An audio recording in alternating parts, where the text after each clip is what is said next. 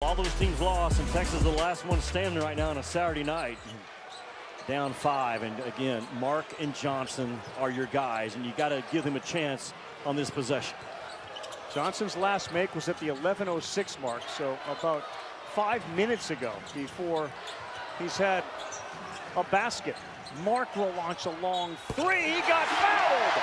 He's got a chance for 4. Just a defensive mistake by Kentucky to foul a three-point shooter late clock against a guy who's not a great three-point shooter. And Tremont Mark bounces that thing between his legs and steps to his right as a left-handed shooter. And Brea makes the deadly mistake of jumping at him instead of pass that basketball right there. You jump into that shooter. A massive, massive 3 and a chance for 4 by Tremont Mark. He's up to 22 points. He's already at a season high for Brea, his 3rd foul.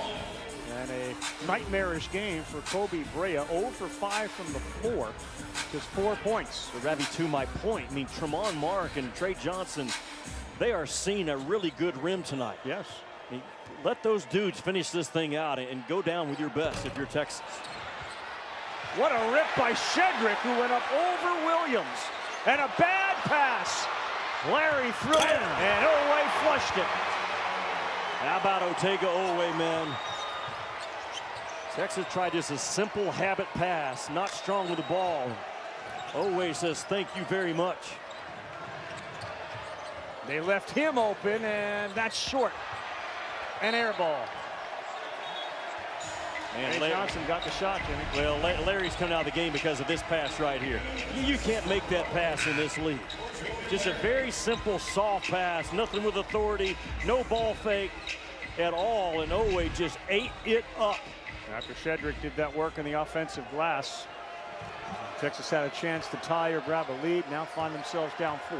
Man, soft will be punished in this league every single night. And that was a very soft pass by Texas. Corner Oweh, no good. Not his shot. Otega Oweh. It's just a 30+% three-point field goal shooter, but he's a drive guy and a 2-point shot guy. Johnson, dish. Ooh, Shedrick cannot convert. That would have been his first field goal on his first shot. But once you've got to make it in this league, man, make your layups, make your free throws. Even if there's a little bit of contact, expect conflict at the rim in this league. And instead of a chance for a 3-point play, you send Shedrick to the line. Andrew Carr's fouled out of the game. Almador is going to come in. Back to Shedrick for a session. When he was at Virginia, Jimmy, pretty physical, good scoring guy under Tony Bennett. He's averaged like 9 points a game. Yeah. This is the second game we've seen him really not be a factor offensively at all. He missed that. See the importance of Ravi of not finishing that through contact, getting the 2 and finishing off with a made free throw. I mean, they may come up empty on this possession. 67% free throw shooter. 6th year of college basketball for Caden Shedrick. You get one. You got one. It seems like critical mistakes in this league just stack up on you, man, one after another. And you got to shut that water off at some point. Harry running point.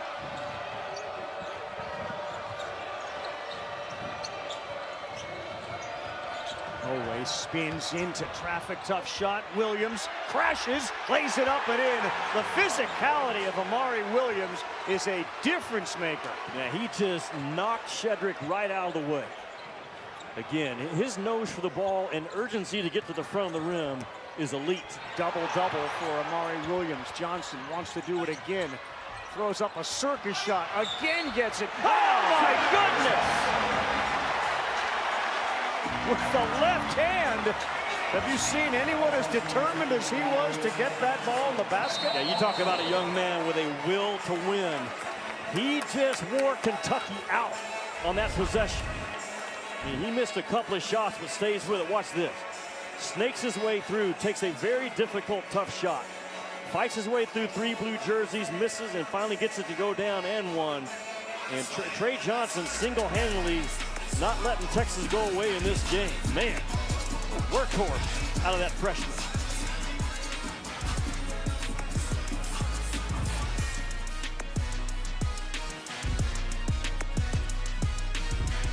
Hot yoga, cold plunges, darkness retreats. You're literally doing everything for your health. But there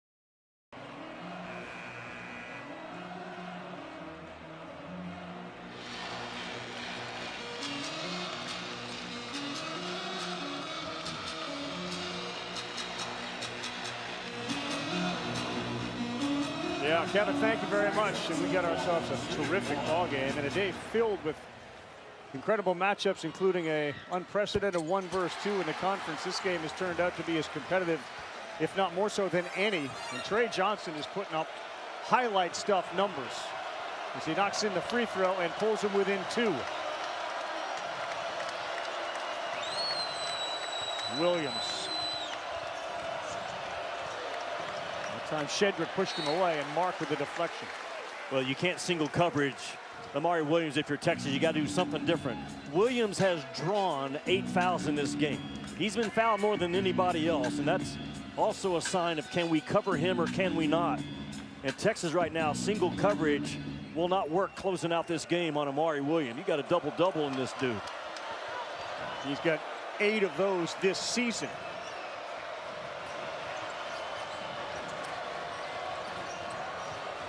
Oweh, 5, runs into Mark, and he's going to get called. He really wasn't in a defensive position there, so Mark picks up the foul, and Oweh will go to the free throw line. That's 4 on Tremont Mark, who's got 22 points in this game. That was all set up, though, by Travis Perry to get a piece of the paint and then kick it out to give Oweh a little bit of a driving angle coming downhill. And Travis Perry, with no point guard tonight, he's had to handle that rock a lot. And he's played 23 minutes and only 2 turnovers. Just quietly taking care of that basketball. Travis Perry and the rest of his team without a point guard tonight. They put in a defensive specialist in Noah, and Brea goes to the bench.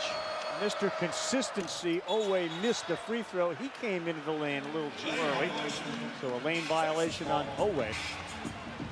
He'll retreat to defense with 15 points. 49 points between Tremont Mark and Trey Johnson. 49 of the 67 for Texas. Well, the rest of the team, they need to realize where the offense is coming from. And Johnson and Mark have to have 1A and 1B options on every possession. Back to the zone for Kentucky. Yeah, screen the top of it and get downhill if you're Texas. Here's Johnson. He's looking up at that shot clock. And now Mark, he beat Noah. Yeah. And he knocked it down. He beat him off the dribble. He didn't even need a ball screen. He just went right at Noah and got to that sweet spot. Texas urgent, desperate for a win.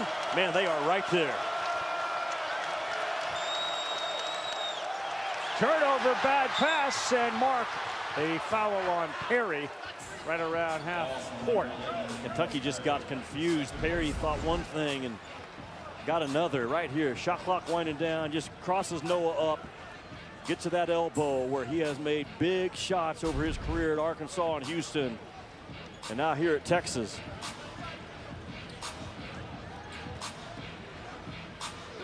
Mark at the line, shooting two. Two big free throws from Mark, who was 3 of 4 from the stripe tonight.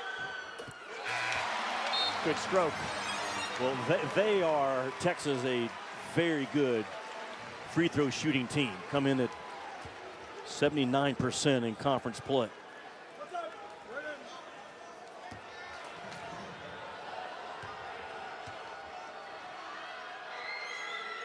.26 in the game for Mark. And Texas players look to the crowd to help them with a 1-point lead.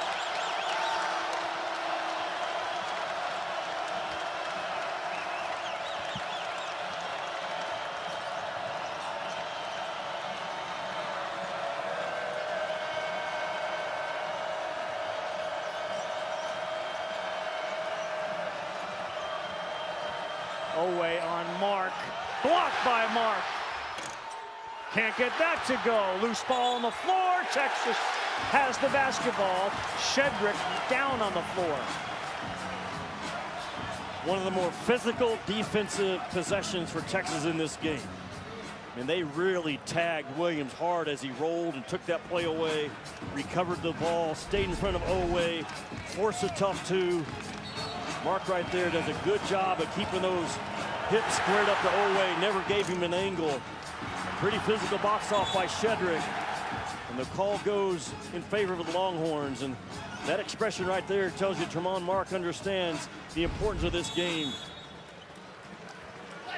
Shedrick has been dealing with brutal back issues, had 262 pounds of Williams fall on him.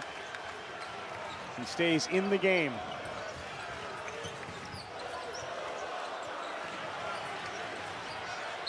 Foul, and that's going to send him to the line to shoot 2 as Noah got his hands in while Johnson was going up to shoot. That's Noah's third. Only guys that are truly wired to score understand what Johnson just did. As he starts to rise that ball up, Noah's arms are out in front of him and just rips him right through the hands of Trent Noah. Gets himself to the free throw line where this team is very good. What I'm talking about, Trey Johnson.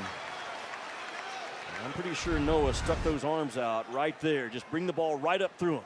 Bring him up right there. Yes, sir. That's what scorers do. Shedrick had it. Johnson does now. No good. Shedrick with the flush. His first field goal of the night sends this place into a frenzy.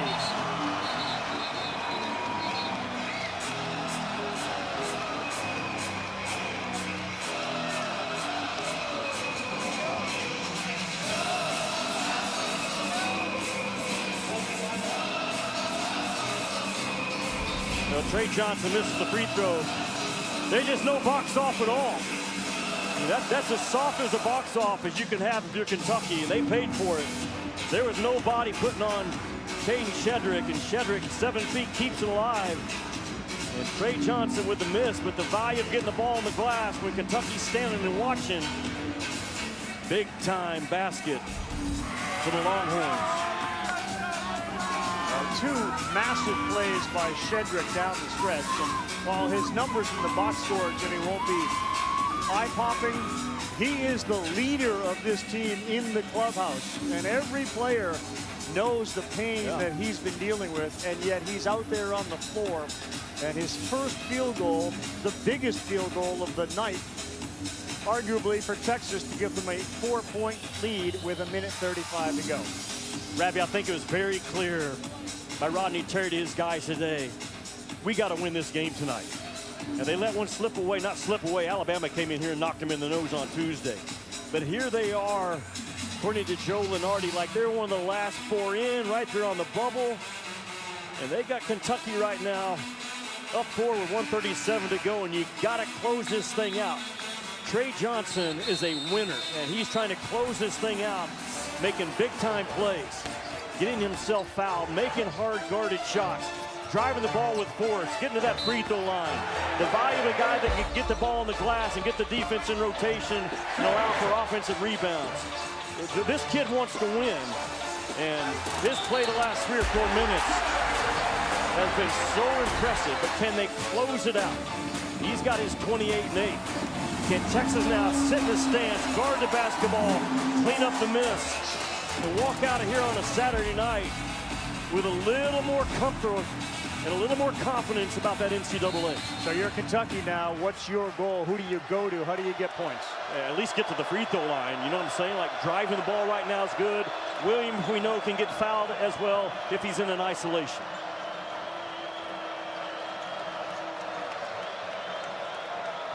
Tried the elevator, and Mark sniffed it out and got right on top of Brea. Brea launches way off the mark. Williams denied by Shedrick.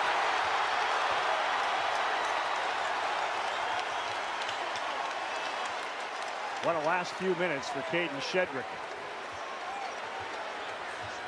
They come to double.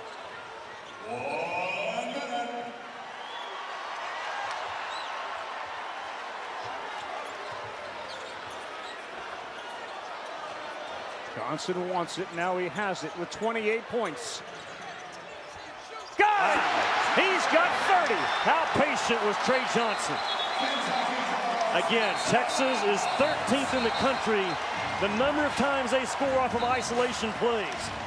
And Rodney Terry says, Tremont Mark, if you don't have it, let's let Trey Johnson go to work. And he got that ball in that corner and went right to work. He has such a sweet stroke with that tough 2 fadeaway. Perry does a good job of fighting his tail off to try to discourage the catch.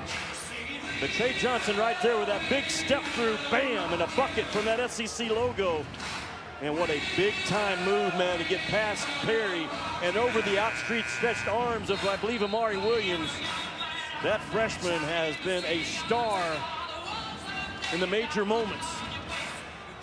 And the automatic 2 from Williams gets erased by Caden Shedrick, and Texas in great position to try to close this thing out with 45 seconds to go. Trey Johnson has taken 26 of the team's 62 shots tonight. He's tied a career high with 30 points. And Ravi, he's made 10 twos and 7 out of 8 from the free throw line. And 1 of 8 from 3, and a lot of guys would be discouraged by that. Not him. Not him. Well, Kentucky has ran him off that 3-point line, and he says, that's fine. I'll go work for my points. There's not a better tough shot maker in this league than Trey Johnson. Again, Kentucky, when they are without Robinson and Butler, Brea was huge in the Tennessee game. Oh, a terrible pass and a turnover on the inbounds pass. Massive turnovers by Kentucky in the last 2 minutes. Probably going to cost them. That's a deal breaker right there, man. Wow. Coming out of the timeout, not organized. Kentucky has sleptwalked a couple of times. Inoue has nobody on him. And he just throws it right between Perry and Brea. This is where a guy like Lamont Butler would not allow that to happen, Matt. He's tight with the ball and secure with it. And Kentucky has a couple of times in this game says, there's my foot, I think I'll shoot it. Very frustrating for the coach, Mark Pope. Well, those are plays you can't make in this league. You can't make those plays in any league. Perry and Owe are discussing how that whole thing transpired. They're going to take a look to see where we are with the clock. Boy, that was massive. I mean, Kentucky was a 3-point shot away from making it a one-possession game. Kentucky's turned it over 15 times tonight. But the last two critical turnovers, one by Perry in the half court, one by Owe on the out-of-bounds under, just might be what seals this win for Texas. I know the pass was in between two guys. Is there one man, a point guard, more responsible for getting the ball, or no? Yeah, I mean, it's on all three of them. Yep. It's on Owe and the two guys breaking for the ball. I mean, that just can't happen at this level. And new career high for Trey Johnson, 31 points tonight. And as you had said, they are a terrific free throw shooting team. They've missed 4 of 20. 4 of 21. They nearly do it again. That's crazy. Wow. Jeez, they nearly did it again, Jimmy. I mean, Mark Pope is just like, what are we doing? I mean, there's not even full court pressure on, and you got Amari Williams taking it out. Owe breaks away from the ball, then lucky to get it back, and Johnson slides into his feet. UConn lost an overtime game today, and at the end of their game, they had inbounds play under their own basket a couple times, couldn't get the ball in, threw it away. Very similar to what we're watching Kentucky do here late. Again, no Lamont Butler, no Jackson Robinson, no Kirk Kriisa, but it doesn't matter. Those kind of plays just cannot happen in a tight game. And Texas, very impressive with how hard they have fought tonight, understanding the moment and the magnitude of what this win will do for their resume. They still got work to do. 2-possession game with 33 to go. Now they have to get the ball inbounds and make more free throws. They do to Johnson.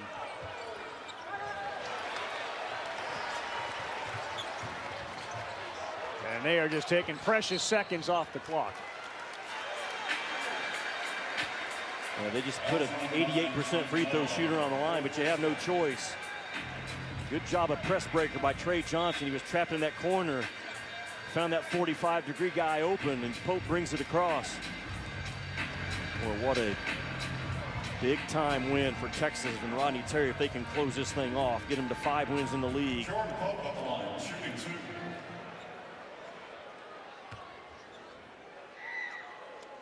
Free throw good. Do you take away from this, Jimmy, the idea that Trey Johnson, like a few freshmen in years past, have the ability to carry the team? No doubt. No doubt. Now, he had to have some help tonight from Tremont Mark at key times, but I think it's the swagger and the confidence and the work that kid puts in feeds confidence to all of his teammates. Perry knocks down a 3. 5-point game, 18 seconds to go.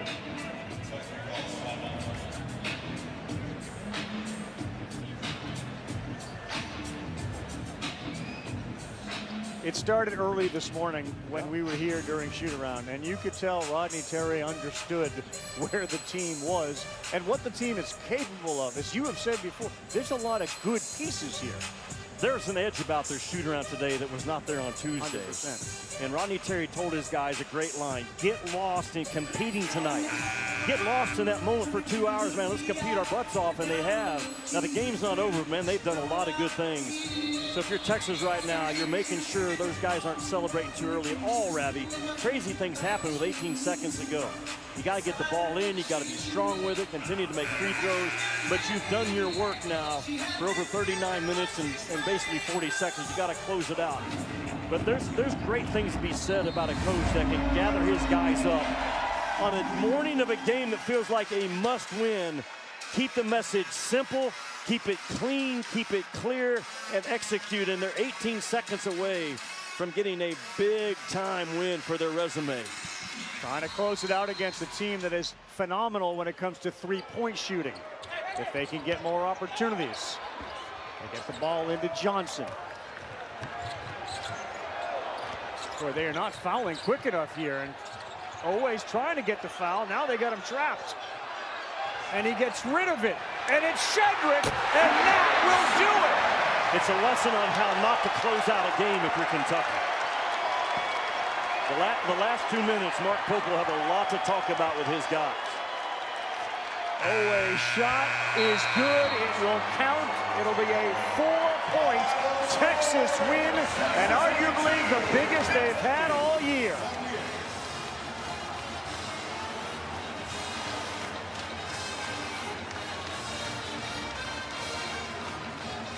Well, there it is, that fourth quad one of the season. Quad win one of the season is very important to that guy right there and his staff. And to get knocked around like they did against Bama on Tuesday and to rally his guys back and take down a very good Kentucky team. Props to the Longhorns and Rodney Terry tonight. Johnson 32, Mark 26. For Jimmy Dykes, Scott Matthews, our producer, I'm Carl Ravitch. What a show by Texas, 82-78. A great day of college hoops continues. Sometimes your work shirt needs to be for more than just work.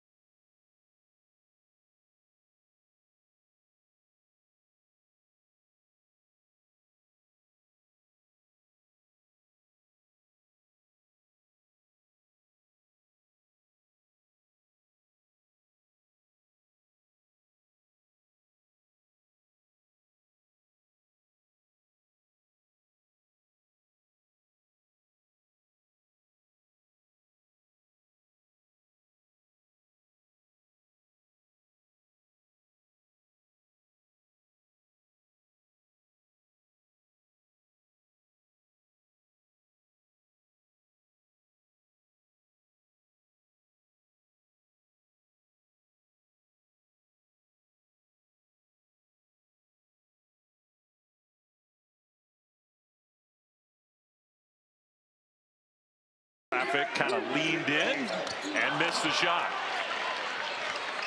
Got a good look, just didn't go down. So here's Kansas. Runner, tough shot from KJ Adams, no good. Utah trying to push tempo. Lovering, no good. Good hustle for the offensive rebound, though. Keanu Dawes. It's a 4th offensive rebound already for the Utes. Catch and shoot, short. Another one for Dawes. And he gets fouled. Utah's outworking Kansas right now. And those little things like finishing off a possession. You played pretty good defense. You're undersized a little bit. You've got to figure it out and put a body on someone and get that defensive rebound. Neither team shooting brilliantly, but the shots from the outside going down for Utah. 6 of 11, and you saw that little pop-up graphic. 5 offensive rebounds for Utah, 0 for Kansas so far. That's a made free throw for Utah. That is notable. Utah is not a very good free throw shooting team. Their last game, this is hard to believe. Their last game they played at Cincinnati, and it was a higher scoring game. They were 0 for 3 as a team from the free throw line. They did not make a free throw, not one, their last time out. And there's only been 2 other games outside of that game this year where a team didn't make a free throw. That was Colgate against Harvard on November 22nd. They didn't even attempt one. And then Fairfield versus Central Connecticut State on December 18th. They attempted 2. One of these things is not like the other. So they're way ahead of their pace from the last time they played. But you know what? Part of that is you have to be aggressive enough and accepting of contact to get to the free throw line. Yeah. They took a lot of 3-pointers last time out at Cincinnati. Caleb Lohner in the game and a nice attack. DeJuan Harris has been very aggressive in this first half on offense. He's primarily been most of the offense, and he's got 7 of the 19. And that's not always his role. He's one of the better passers in the country, one of the better point guards in the country. Dawes underneath finds Lohner. The help side defense of Kansas right now is watching the ball. They have very little awareness on where to box out their guy, or that time allowing Caleb Lohner, who's not a small man, to just run free right to the rim. It's hard to lose him. Played tight end this year for the Utes. And he had some touchdown catches for the Utah football team. Mayo, 3, left side. No. Another rebound for Keanu Dawes. Utah mostly has controlled the action from the outset. Madsen, 3, no. Lohner, though, big-time offensive rebound. Madsen, they left him wide open. He'll try again and hit. Bill Self's called a timeout. If you play at KU, you're wearing a white uniform right now. This effort is not good enough. It is not good enough. It is not to standard. And if you're Utah, man, you're loving the fact that things are working out so easy for you. Get offensive rebounds, pass it to the best shooter on your team. The #1 guy on the scouting report gets freed for his 3rd 3-pointer of the first half. Life is good for the Utes. They're up by 10.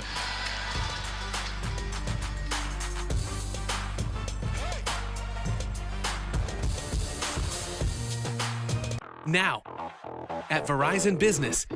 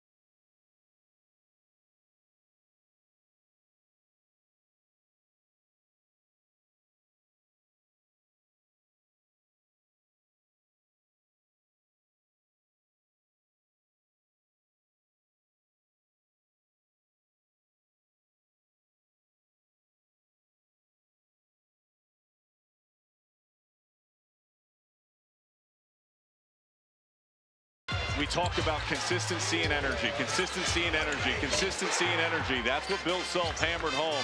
You're looking 4 3-pointers here, and I want you to give me an honest assessment of how many of them are contested. How many of them do you see white jerseys really flying out, being attacked, closing out, making life difficult? It's not happening. Part of that's been good offense for Utah. The other part of it has been a lack of energy and a lack of awareness by Kansas at the defensive end of the floor. 10 assists on 10 made field goals, 7 of those from deep for Utah. I mean, those 4 that you just showed, I think it's fair to say those are wide open looks from 3. And some of that is credit to Utah. Moore, left side, that 3 no good, and a foul on the floor. They're going to call Lohner for pushing on Hunter Dickinson. Dave, you couple those wide open threes that we just showed you with 6 offensive rebounds already in this game for Utah. And you understand why Bill Self was reaching for off the offensive rebound. He was reaching for a sub. Then the made 3 where nobody was contesting with the best shooter out on the floor. And he was like, we got to call a timeout here. Nice pass. Dickinson finishes it off. That's better than nice. I mean, that is a small window that you just threaded that one through. Yeah, Shaq Moore, who's kind of had a frustrating year, been hurt a lot of the year. That one, Mayo got his hand on it and went off of Madsen out of bounds. Changed things up defensively. They went to a zone and then put Zeke Mayo following around Gabe Madsen. A nice job there. But offensively, if you're a Kansas fan, this is what you want to see more of. Start dragging that dribble across a little bit. The counter pass has been a pass that DeJuan Harris has really thrived with, of bringing the defense one way and then cutting it back to the side you just came from. Mayo picked up his dribble. Harris reset with Moore. Kind of got the 2-point guard look right now with both Moore and Harris on the floor. Adams has been quiet so far. Didn't shoot it, kicked it back out. And then a travel on this end. And that's great defensive scout from Utah, what they want to do. And that's an example of it. They want to close the paint, and then they're going to leave open some guys on the outside that they feel aren't necessarily comfortable enough to really beat them from 3. I think it's a good point. I still think KJ Adams could have just elevated and shot the ball. Could have. Easy for me to say sitting over here. He can elevate up over the top of most people, though. He can. Elite level athleticism. Madsen, catch and shoot. 3! How do you lose them? That counter action not only working for Kansas, it's working great for Utah. Second time Little has thrown a diagonal pass to find 55 in black. That's a record-tying 3. Nick Jacobson and Gabe Madsen, now the career 3-point make leaders in the history of Utah basketball. There's KJ Adams, his first basket of the game. We said, hey, Gabe Madsen, he's got a chance to set that record tonight. He has a chance to set that record in the first half tonight. Good job switching that time defensively. They left him open again, though.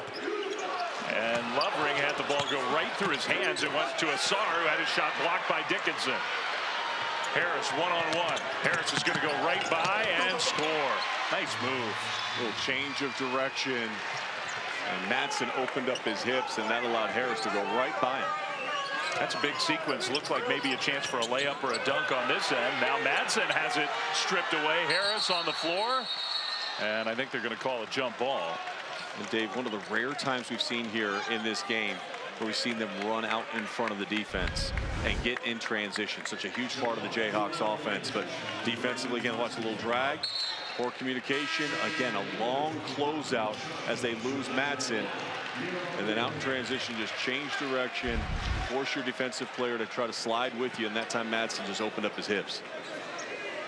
It's a lot of experience from DeJuan Harris. He's played close to, what, 164 games? Got a lot of games. That's 2 full NBA seasons, I've been told.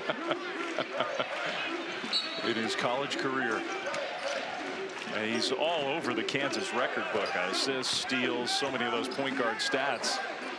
Think about all the great players they've had. Shot clock starting to wind down. Asar faces, spins middle, kicked it. Willeen had to rush it and miss the shot. Here comes Harris out in the open. Gets it back. Open 3. Good. That's a second three for a player that, again, I mentioned earlier, 0 for 7 from 3 over his last 4 games. 2 big threes to tighten this thing back up for the Kansas Jayhawks. Harris has been their offense. He's got 12, shooting 5 of 6. Usually a facilitator. They're asking him to score right now here in Salt Lake.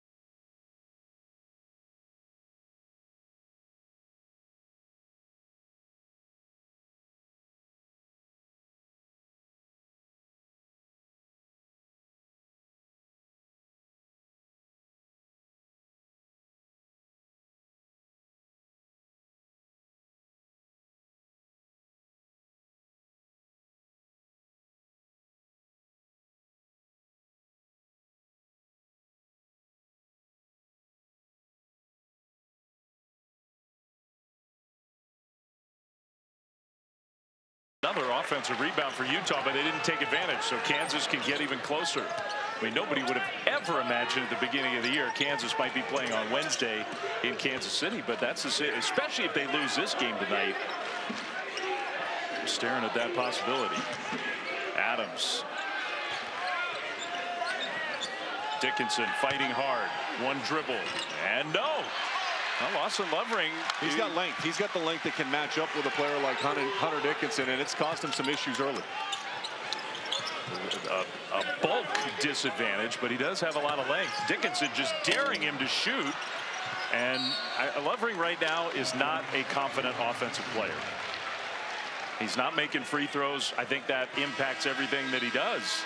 It does, and that's why when you're getting defended the way that Hunter Dickinson did there, it's a little bit of like, hey, we don't think you can make this shot.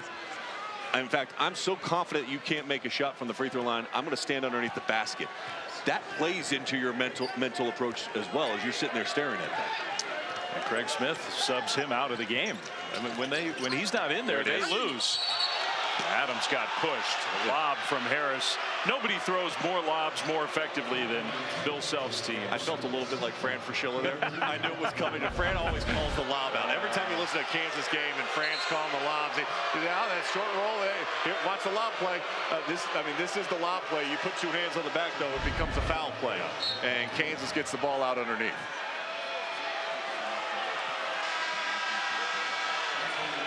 A lot of times in this setup, they're going to curl off 2. And what you're looking for is really the second guy to come off the screen is going to be the guy that they're going to look to get involved. It's more substitutions, including Madsen coming back out of the game. Kansas has at least stabilized. Mayo whips it to Adams. That free throw area, he loves that spot. He does, and it's a little bit of that inside the free throw line, that little floater game right from the Big 12 logo. Very comfortable there. I think that's why Bill Self was unhappy with him a few minutes ago when he didn't shoot. He's good at that. Almost a steal. A 9-0 run for Kansas. Only down 2. They were down 10 just a few minutes ago. Asar out of control, and that one apparently hit a Jayhawk before it went out of bounds. So the Jayhawks are on a run. Lead for Utah is 2 with 3:46 to go here in the first half. ESPN's exclusive presentation of college basketball is brought to you by Phillips 66, proud sponsor of Big 12 basketball.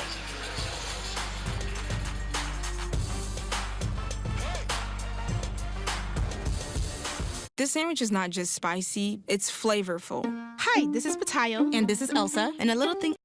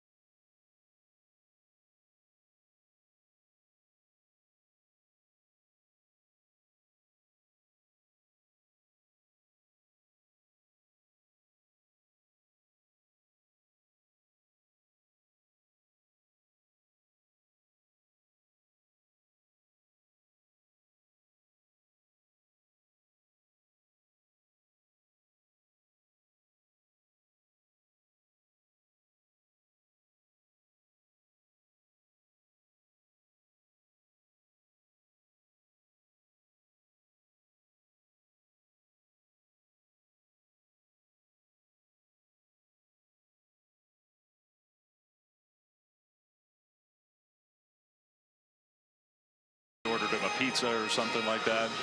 I'm sure Stephen Olin went down to the calf and picked something up for him. Okay. Shot clock winding down out of the timeout. Utah's got to get one off here. Shot of jumps, a long three. Too strong. What's changed for Kansas, right? I mean, they're on a 9-0 run. What's changed? Their energy at both ends of the floor. You see them moving at a much faster pace, better bounce, and a lot of that comes because KJ Adams.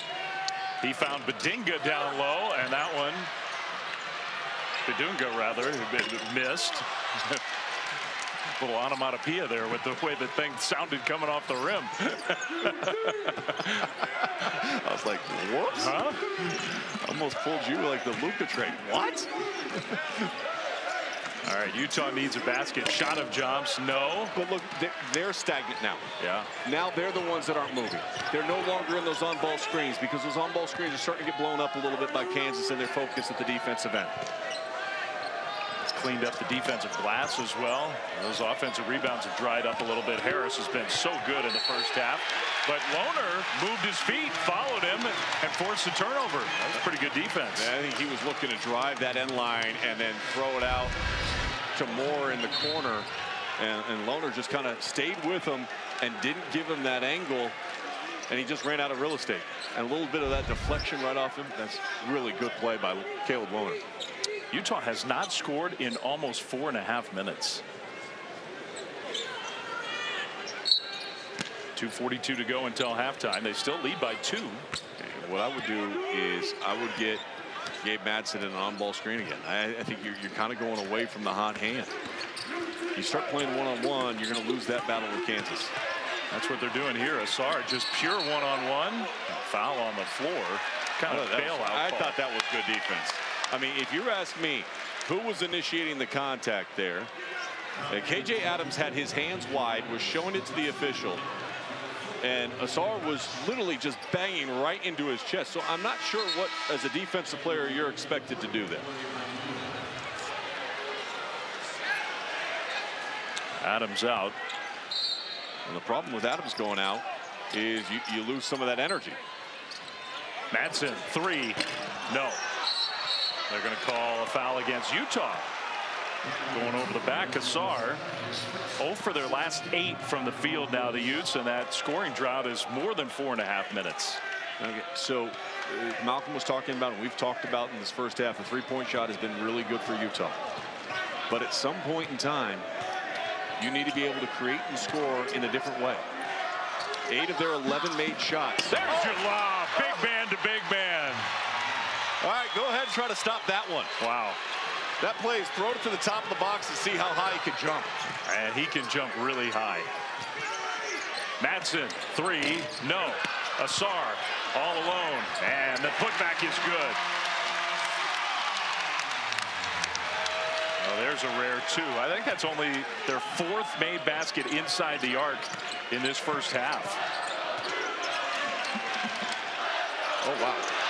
That is a poor pass. Bad pass. He wasn't expecting it. Asar kind of out of control, but they'll call the blocking foul. That possession wasn't pretty. This one was. What a beautiful job by KU. Hunter Dickinson, we touched on his pass and how good it is. He just gets better and better. And just that back screen by Mayo, and Badunga goes up and gets it.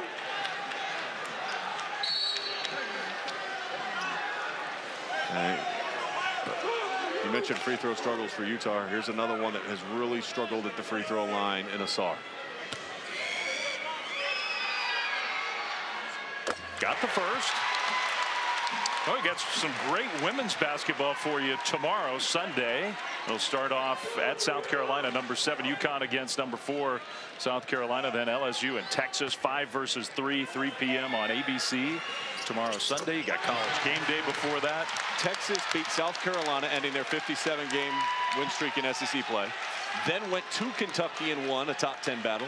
Now play a top 10 team for the 3rd consecutive game, looking to go 3-0. Harris, no good. After the men beat Kentucky today, here's a 3 from Mayo off the offensive rebound. That goes down. And all the struggles that Kansas has had in the first half, and they're in a really good position right here. They have taken control over the last couple minutes of this first half and get on the offensive glass. They were getting throttled on the offensive glass. Now they're not anymore. Now they're starting to get a little bit tougher. Badunga gets in there, gets the ball, kicks it out to Mayo. His feet were set and ready to ride. Foul call. Badunga was not going to allow a three-point possibility. He swatted that shot attempt. Asar just made 2, and now he's made 3 in a row. Hey, he's getting better.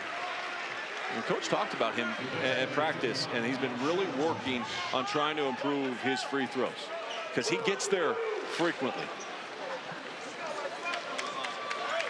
He's a good physical player. Yeah, far more effective player when you're able to draw fouls. He gets on the offensive glass and you start making free throws. Confidence starts to come in all aspects of the game. 3 out of 4 ain't bad. Last 2 trips. 2-point lead for Utah. Mayo finds Dickinson. That one, no! Short on that one a little bit. I know he's got good touch on that, but he's short on that one too much. No need to rush that one. He's missed a few of those, hasn't he? Just 2 for 7 shooting for Hunter Dickinson here in the first half. Little drives. That's goaltending. That's easy. And Badunga also, I think, may have inadvertently elbowed Lawson Lovering as he was trying to block that shot.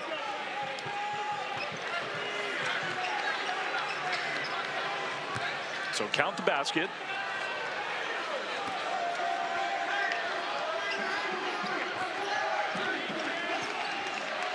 You got about a 10-second difference between game clock and shot clock.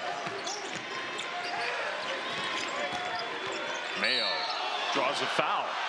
Leaned right into Gabe Madsen and gets the whistle. Smart play. And Zeke Mayo did an excellent job right there attacking Gabe Madsen, getting him on his heels and initiating the contact. That's what I was kind of alluding to with all the three-point shots. And you got a hand on, he's got his elbow down low, he's got the hand on up top. That's an easy call. Yeah. I mean, fans here don't have to like it. It's 100% the right call. And it allows Zeke Mayo to get to the free throw line, as a shooter loves to do, and see that ball go through the hoop a couple more times. He's had a really good year. He's a cool story. Kid who grew up in Lawrence, massive Jayhawks fan. Now having a chance to play for Kansas. And he's really played well. Makes both free throws. Utah now presumably is going to hold for the final shot of the half.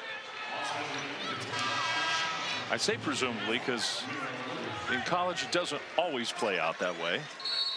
You had one the other night, that Gonzaga-San Francisco game. They went too early and allowed the game to be tied on a tip-in going to the buzzer. A huge play in the game. Just wasn't handled properly. The clock management. Here you want to go at about 7 seconds. You don't want to go before 7 seconds. Pressure on the ball. Lovering. Here's Madsen. Shoots it with 7 seconds. No good. Rebound and a foul against Utah, fighting for the board in the bonus. That means Marquise Passmore is going to go to the other end, the freshman, and he'll shoot free throws. And that, I mean, look, that's another one where it was a good shot. I'm not saying it was a terrible shot. They went too early. But they went too early. Don't give them a chance to get points. It's either a basket for you or we go to the locker room. Those are the only 2 possibilities. Now you got the possibility of going to the locker room tied if you can make 2 free throws. Let's see if Passmore can do it. The largest lead was 11 for Utah. No good. Asar from near the midcourt line. No. So Utah got away with it, and they will go to the locker room with a lead. So our halftime score, Utes making threes early. Kansas made a run. It's 39-37 at the end of the first half. Now we'll send it to the studio. Kevin and Malcolm for our halftime report.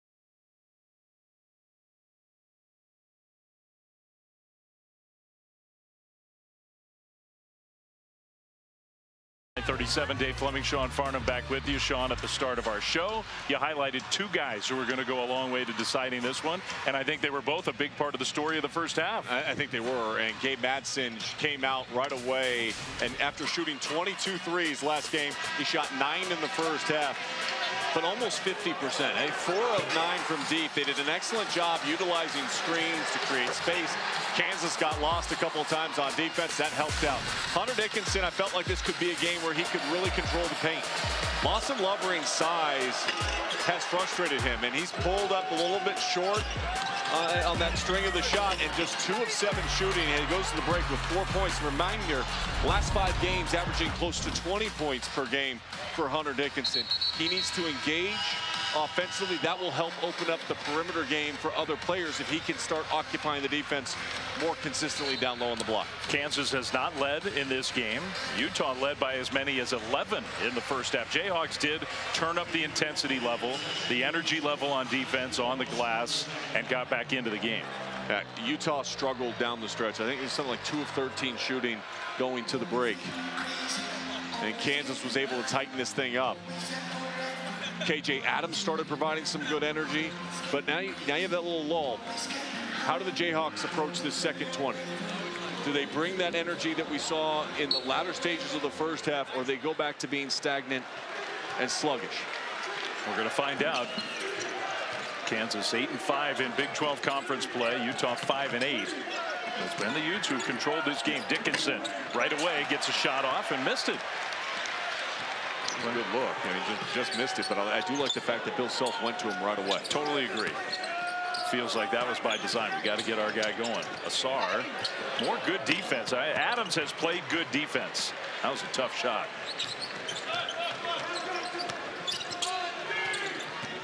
Mayo right to that elbow area, knocks it down to tie the game. If they're going to drop coverage, which means the big is going to drop off that screen action, Zeke Mayo can get to that elbow and free throw line jumper on a consistent basis.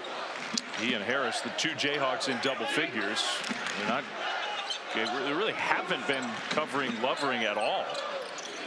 Dickinson playing way off of him. He'll hand it back to Madsen. Madsen 3, too strong. Dickinson grabs a rebound. Remember, Kansas hasn't led. Kansas also hasn't gotten out in transition very often in this game. Everything has been played at a slow half-court pacing. Out of bounds, turnover.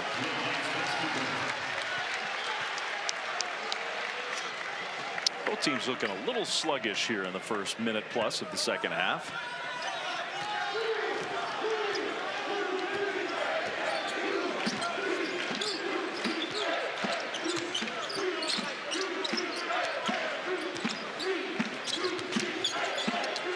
Shot of Jobs picked up his dribble.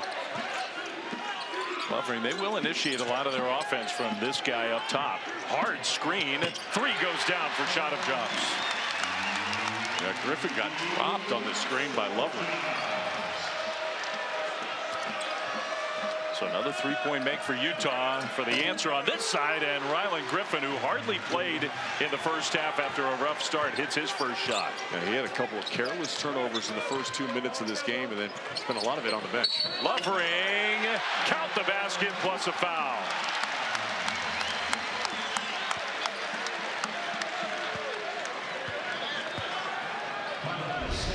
Utah is starting to execute a little bit better at the defense, at the offensive end, that role. And look, Hunter Dickinson just gets caught on the high side. I mean, he just overshowed, and that allowed that slip action to take place, and then exposes the back line of your defense. Ideally, Hunter Dickinson's going to tag him, stay closer to him, and not allow him to have that freedom to just roll the rim that easy. First basket for the 7-footer, and he very confidently. Did you see him? He put his hands up in the air. He celebrated the free throw make. I don't blame him. He has been it has been a struggle bus. How about Madsen going for the steal and the dunk?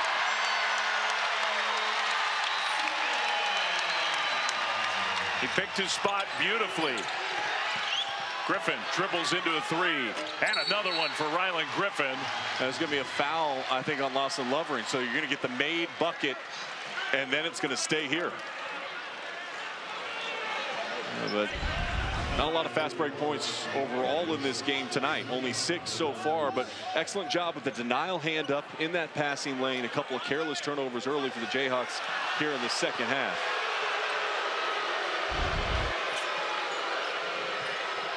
Griffin, though, has hit 2 threes, plus you pointed it out, that foul was against Utah.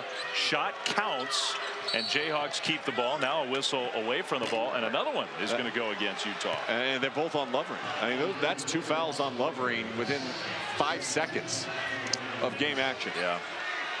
And it's his first 2 fouls of the game, but still. They haven't been as good. I know he's personally struggled offensively.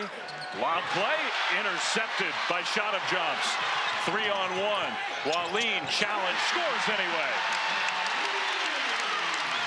That's scouting report carryover, understanding what they're looking for with that lob to the rim. Excellent job jumping the pass and not allowing Adams to get to it.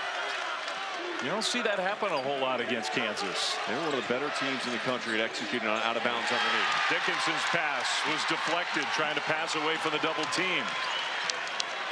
Shot of Jobs pulls up for the 3. No. Lovering, offensive rebound. Behind the back pass. Maybe a little bit of overpassing. Waleem gets it back to Madsen.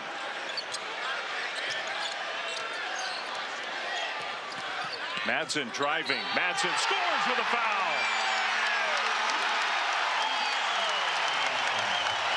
He's not just a three-point shooter. That's the decision making he didn't make the other night in Cincinnati. The other night in Cincinnati, he cast the 3. Tonight, because of the conversations with Coach Smith, understanding your strengths and you can have other ways to attack, he gets downhill, draws the foul, and gets to the free throw line. 4 turnovers in the first 3:30 of the second half for Kansas. They had 5 in the first 20. They have 4 in the first 3 minutes. And a couple of those at least have directly led to points for Utah. Madsen completes a 3-point play. It's 17-2 in points off of turnovers in favor of Utah. Wow. Yeah, obviously that is a huge difference in this game. Griffin shoots another 3. No good. Madsen's kind of seeking one out, I think. Got cut off. Lovering off the bounce with the left hand, got pushed. He'll go to the free throw line. Clay made 1 basket. He does look a little more confident. He made 1 free throw. Yeah, maybe that's the key. And I mean, I think there was just a massive exhale after that made free throw. Well, he gets a chance for 2 more here. And if you're tuning in and you're why are these guys so hard on Lawson Lovering at the free throw line? He came into tonight's game shooting 39% from the free throw line. And missed his first 2 and missed them like off to the side. Yes. That one missed, but a little better looking. Pickleball Slam 3 is tomorrow. Did you know that? I did. In Las Vegas. You got the couple, Agassi and Graf, and Roddick and Bouchard, 4 Eastern on ESPN. You play pickleball? I don't. I have. It's fun. Yeah. It's loud. I'm the only one. But it does have a unique sound. Sort of like that free throw hitting off the back of the iron. I think you and I would be a good duo in pickleball. I agree. Let's challenge Shambi and Fraschilla. Kick out. Mayo 3. No. I know we could take down those guys. Madsen 3. No. Looked pretty good. Straight line, just a little bit short. That would have been for the record. He's tied the career record 3-point makes in this game in the history of Utah basketball. Dunga back in the game. They'll lob it to him, and he gets pushed. What a smart play by DeJuan Harris, though. Just understanding the switch, and then Dunga had Madsen on him. There's no way he could get to the top with that. So that sends us to a break. When we come back, there is a connection between tonight and the most watched college basketball game of all time.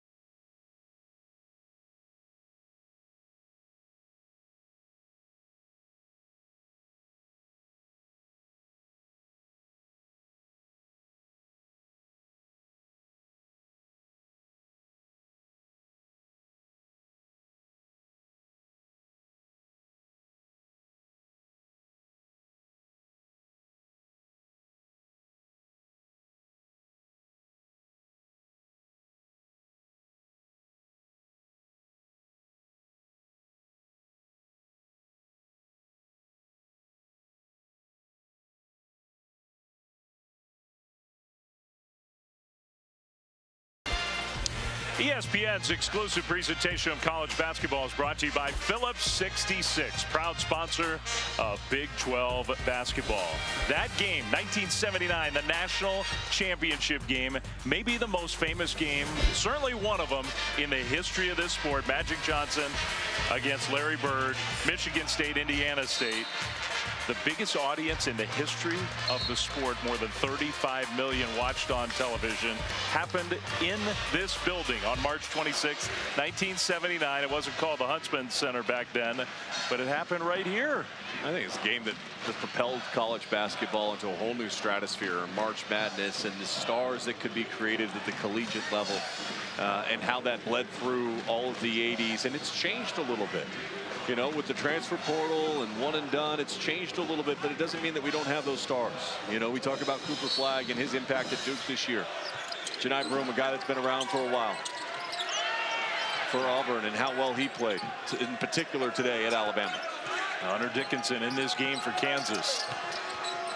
But you're right. I mean, the star power of Magic against Bird on this court in this building.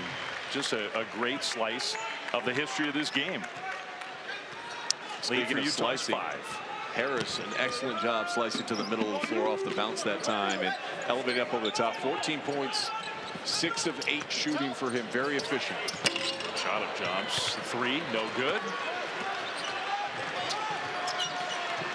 So Madsen on the bench right now, so is Levering. Loner in the game. Dump down.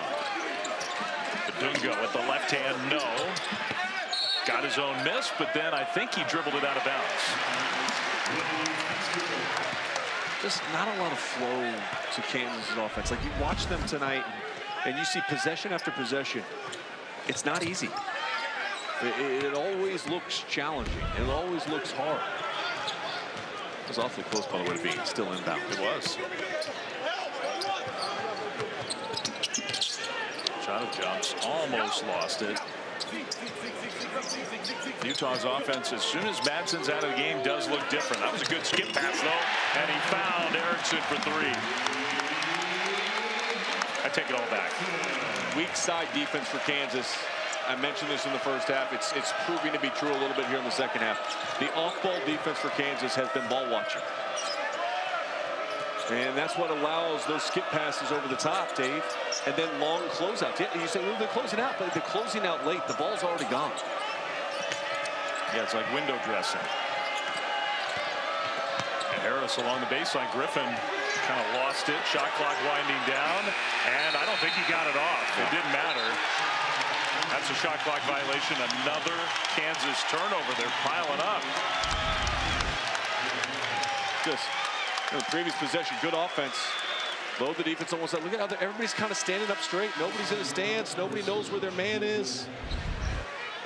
Guys are running into each other. You got to get organized defensively. You look at the Super Bowl. The Philadelphia Eagles, how organized were they defensively in that game? I mean, everything they wanted to do was disruptive, and they blew up Kansas City's offense, right? Got to Patrick Mahomes, made him feel uncomfortable. Great defense in college basketball. Houston, get into you, make you feel uncomfortable. Utah's really comfortable here tonight. Bill Self would like to have Jalen Carter. He'd be pretty good in the middle. Loner got challenged, and Dickinson blocked the shot. Asar came away with it. Shot clock at 5, at 4. Long 3, contested 3, way off the mark. Bodies flying everywhere. Here's Harris down the lane. No! Man, got a good look. He's made those tonight. Just missed it.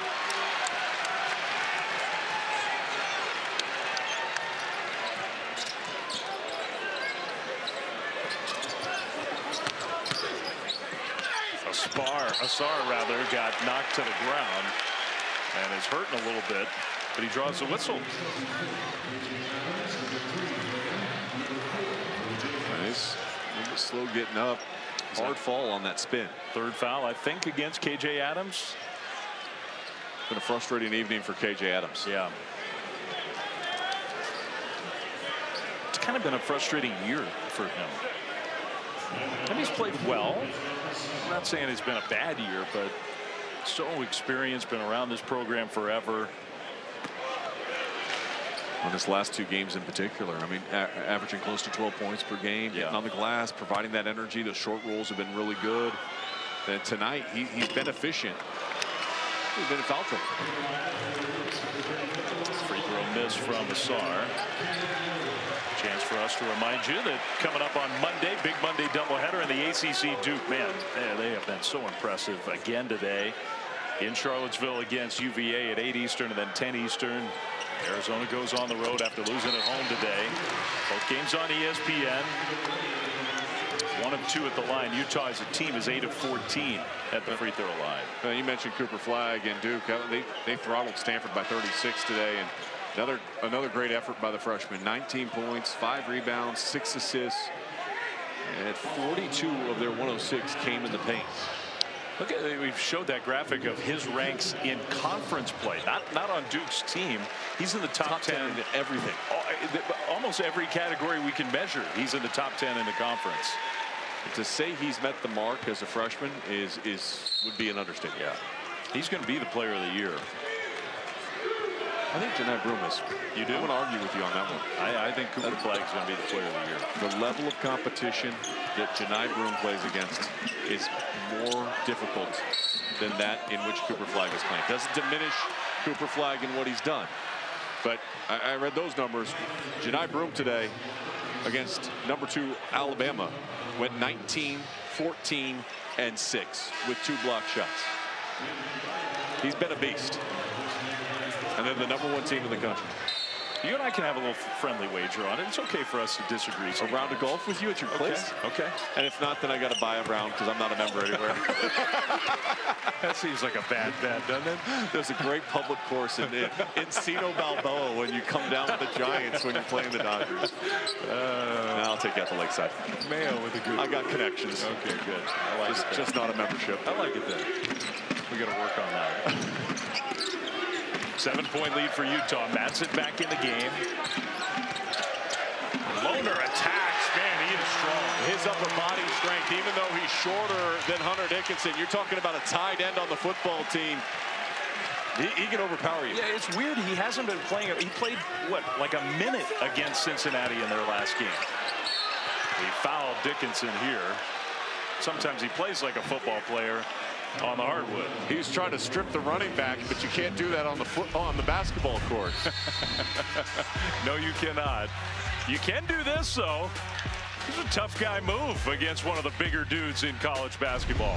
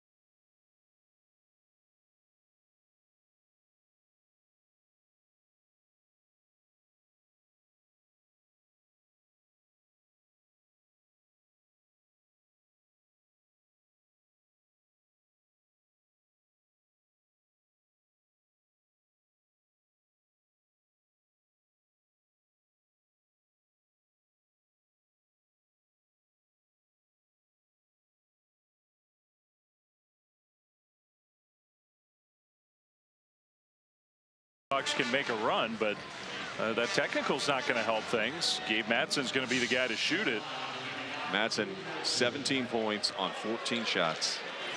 4 of 11 from 3. Got started hot early, has cooled off a little bit from beyond the arc. Makes the first of 2 free throws after the technical foul on the Kansas head coach. I mean, as you pointed out, the call was against Utah going to the break. So it must have been an accumulation of frustration, I guess. I think in particular with Hunter Dickinson and how physical they are and pushing them off the block, I think that's part of it. And they've been very much so the initiators of contact and making sure their body positioning is wedging, try to push Hunter Dickinson further out. This now matches, does it not, the biggest lead of the game for Utah? It does, Dave. Thank you for confirming that for me. I thought it was a legitimate question. Yeah, I was asking for real. I wanted to know. Harris, runner, no. And the whole Utah team goes up to grab the defensive board. Just a concerted effort, right, to go after the glass. Little almost got away with a push-off there. I guess he did get away with it. I'm not sure if it actually was a push-off. It might have been. Little, 3, air ball. Moline saved it, and a great pass. Lohner got hammered, no whistle. And Dickinson comes away with the ball. You can't leave him. 3, no. A.J. Storr back in the game. Offensive rebound. Harris couldn't catch it cleanly. I think that broke up his rhythm. Out of bounds off of Dawes, so Kansas keeps it. Well, you know, one of the things we talked to Craig Smith, and he said, you are kind of what you preach as a coach. Your team kind of takes that on. And I said, okay, well, fine. What have you been preaching to your team? He said, we need to get better at the defensive glass. They've done a good job rebounding the ball. They are out-rebounding Kansas here tonight. Dickinson lays it in. One of the easiest looks he's had this game. Have not found him often with that much space around him. I mean, it's amazing. He only has 6 points. He's 3 of 9 from the field. Remember, need 10 coming into the game, and you and I just assumed he might have that in the first half to get to 1,000 for the Jayhawks. I thought it was a no-brainer. Moline's got a side advantage down here, and he kind of short-armed it, didn't score over top Mayo. Without Badunga and without KJ Adams out there, there's not really that weak side shot blocker that's going to come over and erase a lot around the hoop. Great position and the foul. I'll tell you what, that could be intentional. It could be. They wrapped him up from behind and pulled on it, and they're going to take a look at it. And I think this is a good call by this officiating crew to take a look at it. You have to make a play for the ball. I don't believe that there was one, and I believe that there was definitely a pull from behind. This could be shots and the ball for Kansas. You're just pulling from behind. There's no play for the ball there. I mean, you can foul without doing all of this. Well, you're better off just letting him lay it in. If that's what you're going to do, especially in the replay era where you know they're going to the table, you're better off just letting him score. Because now, I mean, I'm pretty confident that's going to be free throws in the ball. A good job ducking in by Hunter Dickinson, turning in and creating that angle, squaring his shoulders to the passer. But that's going to be upgraded. I'd be shocked if there's not. You're pulling the jersey with your right, you're hooking the hip with your left. And again, this is one of the things. Reviews happen. And I want the officials to get it right, first and foremost, right? But this is, I mean, I thought after one look, hey, we're good. Like, it's pretty clear. Then we're going to have conversations. We let one official come in, one official leaves. We get a cup of coffee. We order a little mocha latte. And this is a very good officiating crew, a lot of experience. Trust yourselves. Yes. Look at it, make the call. Michael Greensteed has officiated a ton of big games. The common foul has been changed to a flagrant 1 foul. Kansas will shoot 2 and get the ball to bounds. It's the right call. It's 100% the right call. Look at both of the second two. It meets 2 of the 3 criteria. It does. And in the first one, you could easily deem it unnecessary.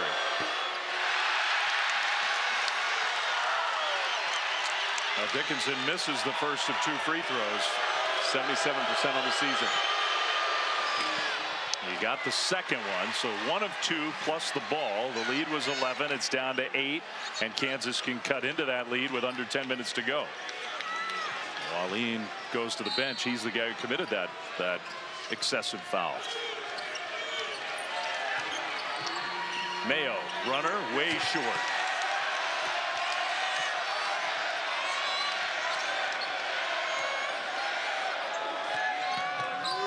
Madsen, fall away, no. Lovren got a hand on it, but knocked it out of bounds. You want to make sure you get high percentage shots. Did you read Coach Smith's lips there after that? No. Simple play is what he yelled at his team. That's what he said. It is. Madsen needs to simplify things. Make the defense rotate. You want to shift it to multiple sides of the floor. Don't. Whoa. Good save. Dickinson, catch, miss. His base was too narrow. He got pushed off his line and is drifting away from the hoop. His base was too narrow. Just a very unusual game for him around the rim. He is usually automatic on those. Little again, he likes to throw that forearm. They're not calling it. Madsen just lost it, and then he committed a foul. Oh, the last 2 possessions for Gabe Madsen have been bad. And you know, here's the thing: you have the lead, you have to value the lead. Yeah. And so you compound it with a poor shot, a turnover, a foul that leads to free throws at the other end of the floor in a one-on-one now. It's just, with a player that's as experienced as Gabe Madsen, you have to be better. Okay, he just got pulled out of the game. We've mentioned, though, that their offense, though, changes dramatically when he's not out on the floor. Shaq Moore at the line, front end, makes the first. I do like the way that Caleb Lohner is being used tonight by Coach Smith. His numbers aren't going to jump off the page. He's got 4 points and 1 rebound. But he's been physical defensively, keeping himself between the basket and his man. He sets great screens. I'm with you. He played 3 seconds against Cincinnati. He played 3 minutes in the 2 games each before that. Bigger role tonight. Asar attacks. He'll go to the line. Right after KJ Adams, and KJ Adams reached in the last second. He just checked back into the game, and he just picked up his 4th.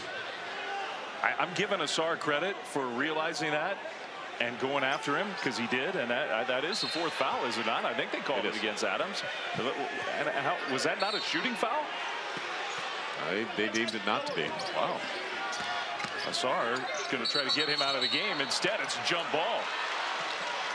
Good help side by Badunga. So Utah keeps it. I think Craig Smith is asking the same thing that I was, like the previous one, not the jump ball, the foul. I was surprised that wasn't free throws. All right, arrow favors Utah. 16 seconds on the shot clock. Go right after him. Nope. Erickson whips a pass down low. Shot of jumps. Adams challenged that 3. Loose ball. Utah comes away with it. Dawes has been active on the offensive glass. He hadn't been real active as a scorer. He's got 9 rebounds on the game. Asar inside, lost it. Trying to do a little bit too much there. Good job by Badunga, just sitting in a stance and saying, come on, bring the fight to me, and I'm ready to accept it. So Kansas can cut that lead down again. Adams didn't even look at the basket. That's David Coit. He'll get it back and bounced it kind of to nobody. Adams, shot clock under 5. Finds Harris, 3, no good. And no Jayhawks attacking the offensive glass at all that time. Everybody just getting back. On both sides, the last few possessions just kind of unusual.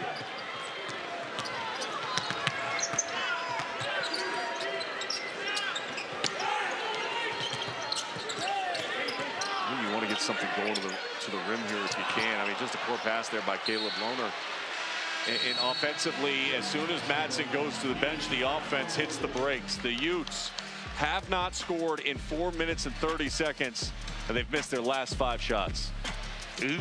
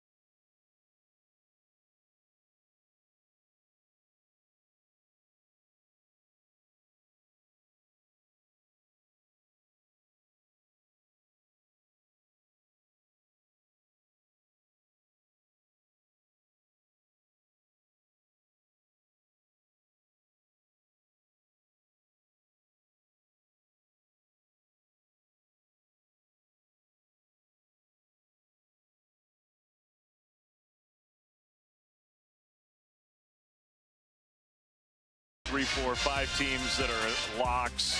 Baylor is basically a lock. BYU's number probably gets better. They had a nice win at home tonight against Kansas State. Yeah, Richie Saunders, 17 points, 14 rebounds in the win for BYU over K-State, which had been the hottest team in the conference with 6 straight wins in which they knocked off Iowa State, Kansas, and Arizona during that stretch. A significant win for BYU. Of course, they're waiting to see the Jayhawks on Tuesday night. Kansas State will be here Monday night to take on the Utes. I think Cincinnati's kind of a dangerous team. They play better. They challenged Iowa State today, came up short. You see that number on the score bug that's rolling. Utah has been almost 5 minutes since they scored. They still lead by 6. Hunter Dickinson back in. I don't know how many more times they can open up the door for Kansas to kind of walk through. This 3 is good. Maybe they're walking through now. I mean, you can't ask for more. Defensively, Kansas has done a pretty good job, right? I mean, you hold a team scoreless on their floor for 5 minutes, and Yet offensively, you haven't had any rhythm. Utah shooting under 40% for the game. Gabe Madsen back in. Whether it's him scoring or not, their offense is a lot better when he's on the floor. Leonard Dickinson is just that's a silly, frustrating foul. Yeah. Ball movement's so key. When you're offense and you start sharing the ball, it creates good energy. A skip pass over the top, no hesitation, a little shot fake, creates space. That's good offense. The one thing about the foul, I mean, it is free throws, but it's a guy shooting below 40% from the line for a 1-and-1. And as long as Lawson Levering, if this game comes down the stretch and Lawson Levering's on the floor and Kansas is trailing, I'm fouling him every time. I totally agree. 8-0 run. The scoring drought continues for the Utes. Dickinson. Whoa. Wow. I just don't know what's going on with his. I mean, that wasn't even close, Dave. This is so unlike him. He's 3 of 11. Hey, it happens. Even the best players have off nights, but very unusual. Dawes, catch and shoot 3, was off to the side. You could tell out of his hand. Another opportunity for Kansas. Down 3. Mayo. Bounce pass. And the finish with a foul. Badunga just so good at catching and exploding. He coils as well as any big in the country. Watch the way he just sits down on the catch. It's step, and he's exploding up to the iron.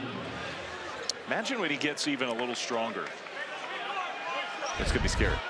He's so talented. His upside is huge. He doesn't have the pure size of Joel Embiid. There are, I mean, you and I both saw Embiid up close when he was really young.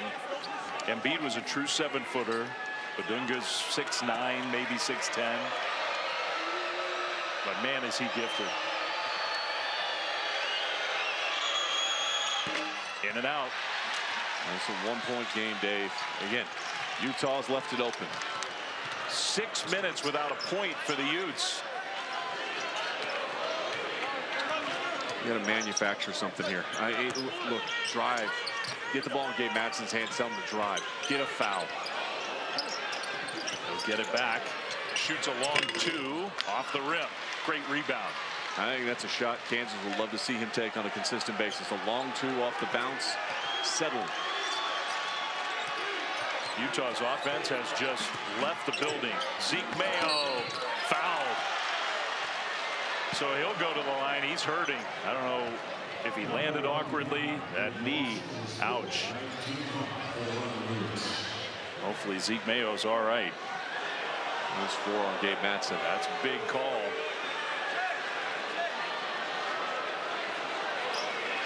Now the concern right now for Kansas is Zeke Mayo. Yeah. He has been their most consistent 3-point shooter. Transferred in this year from South Dakota State, where he was a Summit League Player of the Year, averaged 18 points, almost 19 points per game a season ago. It's such a cool story too. He's from Lawrence. He grew up a massive Jayhawks fan. Didn't get a chance to play out of high school, went and proved himself at a lower level. Bill Self brought him in, and he's had a great year. Bill Self talked about it at shoot around for us today. He goes, having somebody that's from the Kansas area, it matters.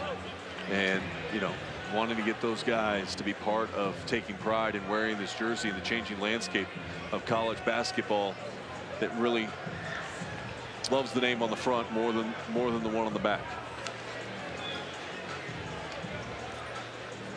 So some obvious concern for Bill, for everybody on the Kansas side. I guess that's a good sign.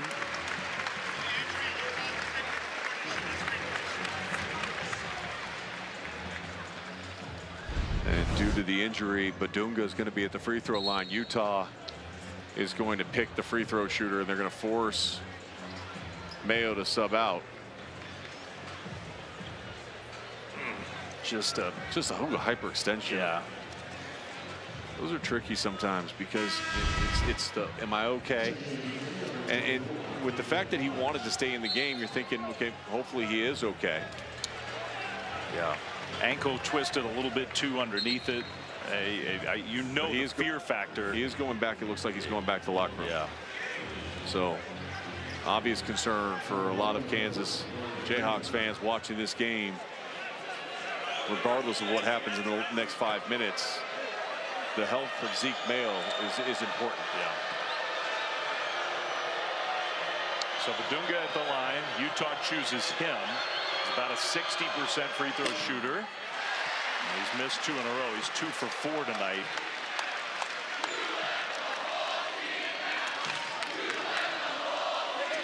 All right, Flo, says Bill Self.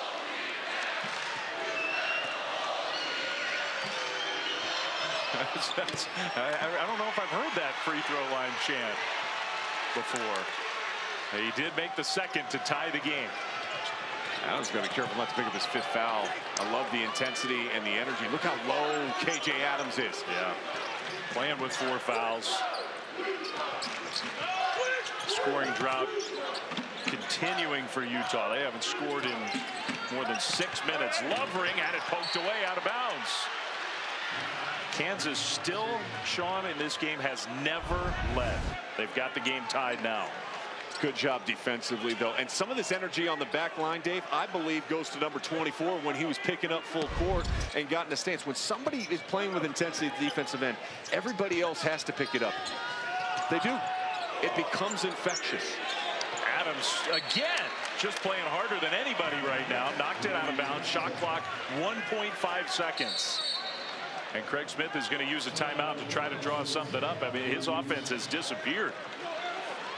And give Kansas some credit for that, and that guy some credit for that. Yeah. Utes 1 for their last 11. Yikes. That's not good. There's all that we fight for and all that we fight against. This is the line where our nation's future is won.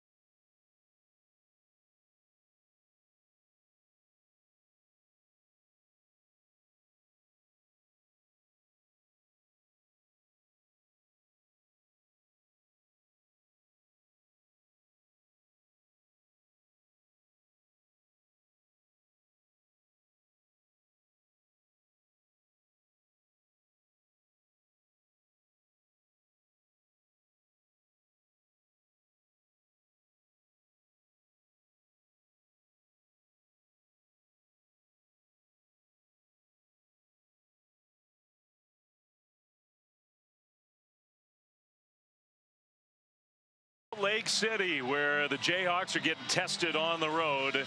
Utah's offense has been iced here in the second half.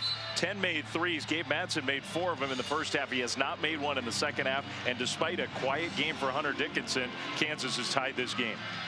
And yet they've never led in this game. Never one time. Now they got to defend this at 1.5. To me, you're going to run Gabe Madsen off of some screens. You're going to look for him to be open from the outside. If not, I would slip Asar right to the basket and see if you can get something with him. All right, let's see what Utah comes up with. They still haven't given the ball. They started to run their play. Now they get the ball. Can they get it in even? They do. Madsen, a high arcing three, in and out. And the long rebound tapped out to Lovering. Here's Asar with Adams, who's got 4 fouls on him. See if Asar attacks. Asar, tough shot, goes down. Finally, the drought is over. And what a big offensive rebound on a low percentage shot. And the O-Boards dominant from Utah. 14-5 advantage. Huge part of the story of this game. Zeke Mayo, by the way, is at the scorer's table. Loose ball. Who's going to come up with it? Badunga finds a way.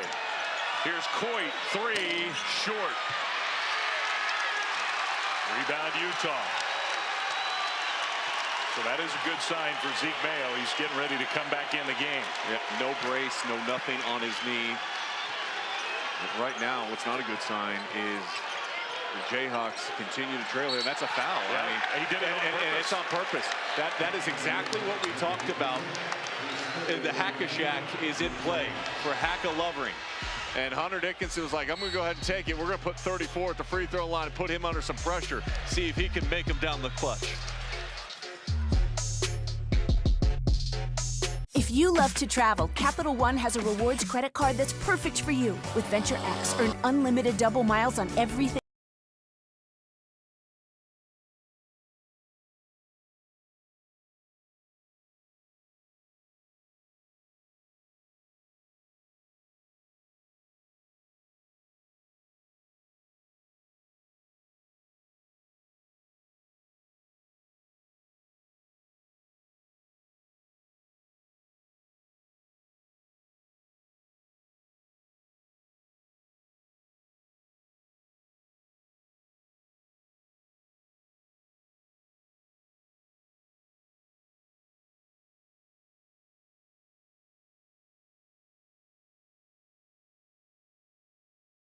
It's the uniform. Fast break speeds and low lag for nonstop action. That's Wi-Fi built for streaming live sports. When you want bedtime to be a good time, Good night, sweetheart. it matters where you stay. Conrad Hotels and Resorts. Hilton for the stay.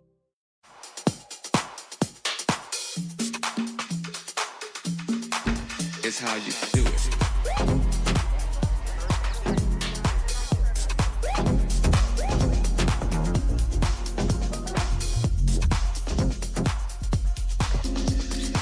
It ain't what you do, it's how you do it. And that goes with anything. You understand? Find the things you love. It's how you do it. Welcome to your Walmart. You know what's smart? Enjoying a fresh gourmet meal at home that you didn't have to cook. Upgrade your plate with Factor. Chef crafted, dietitian approved, ready in 2 minutes. Eat smart with Factor. Gut health is not talked about.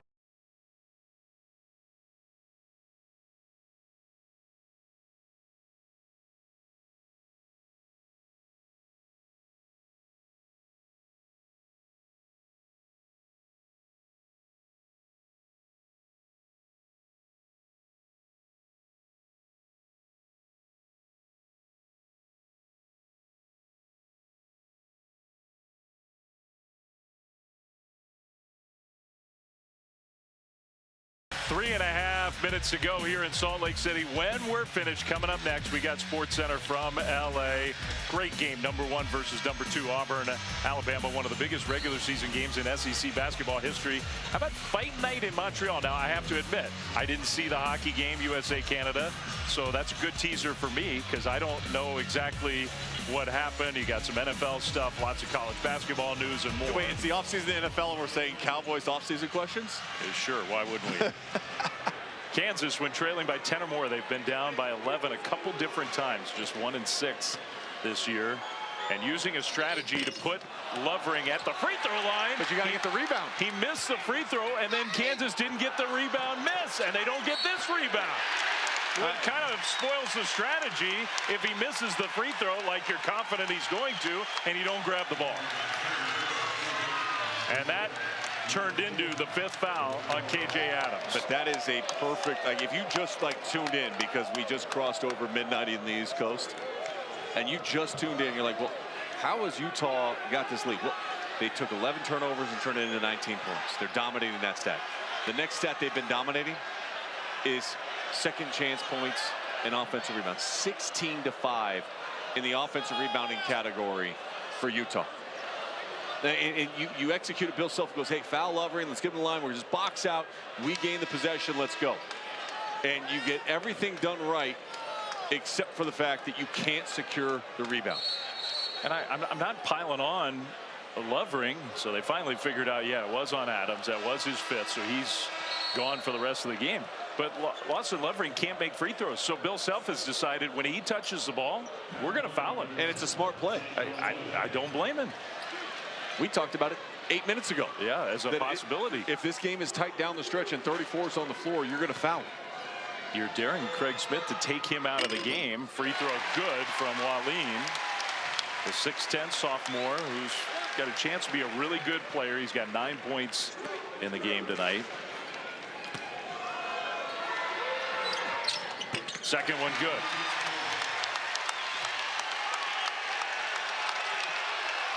We'll see if the crowd can make an impact in the final 3 minutes. There are a lot of Jayhawks fans here as well.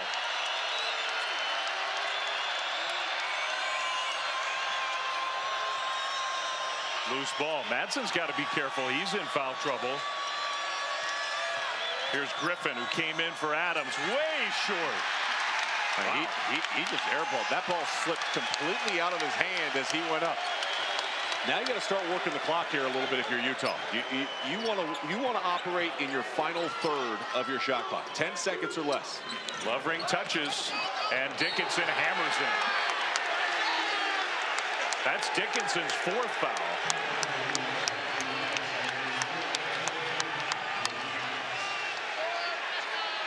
Craig Smith wants a review. I think there was a legitimate play on the ball. It was a hard foul. Yeah, that's just a rake across the arms. Yeah. There's no contact to the head. No.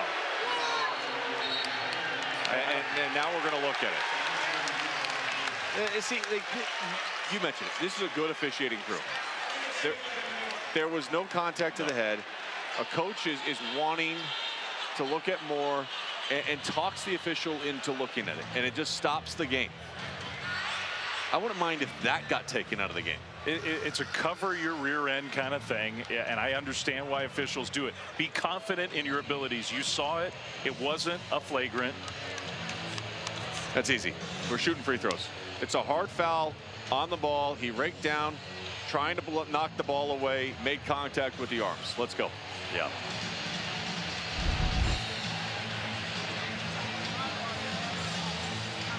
Meanwhile, double bonus for Utah. So Lawson Lovering, who's a mess at the free throw line. By the way, I will say this too. Not the worst thing for Bill Self. No.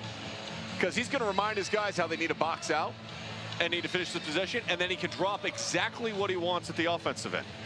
So while I dislike it for both teams, I do actually like it as an extra timeout for Bill Self to organize what he wants to do here.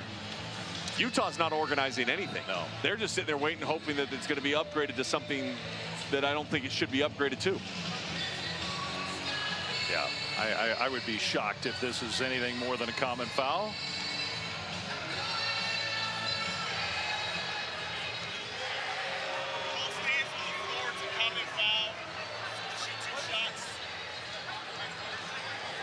After review, the call stands. Due to the request of Utah's challenge, they've lost a 30-second timeout. That could be important down the stretch of this game. Could be. But again, I just don't.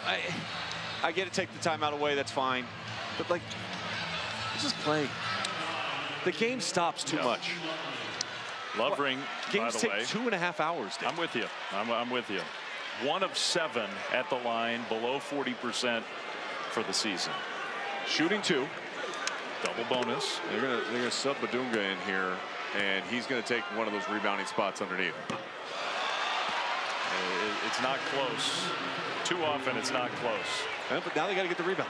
That is not a guarantee. And Craig Smith, at some point, do you have to think about just taking him off the floor? Yes. Yes. But then it impacts you at the defensive end because you lose his length. He is 1 of 9 from the free throw line. And Kansas this time did get the rebound. Little backdoor play. Mayo flings it up top to Harris. Coit, bad bounce pass. That's a turnover. He's got to value the ball. Not doing it. The door continues to be open for Kansas to walk through, and they've yet to figure it out. They have not led for a single second of this game. Amazing.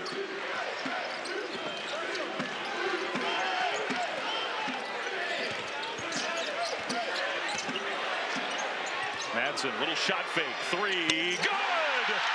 A record breaker for Gabe Madsen. And a huge shot late game trying to pull off the upset. Not a bad time to set the all-time career Utah three-point record. Might be a record breaker, but it might be a dagger too.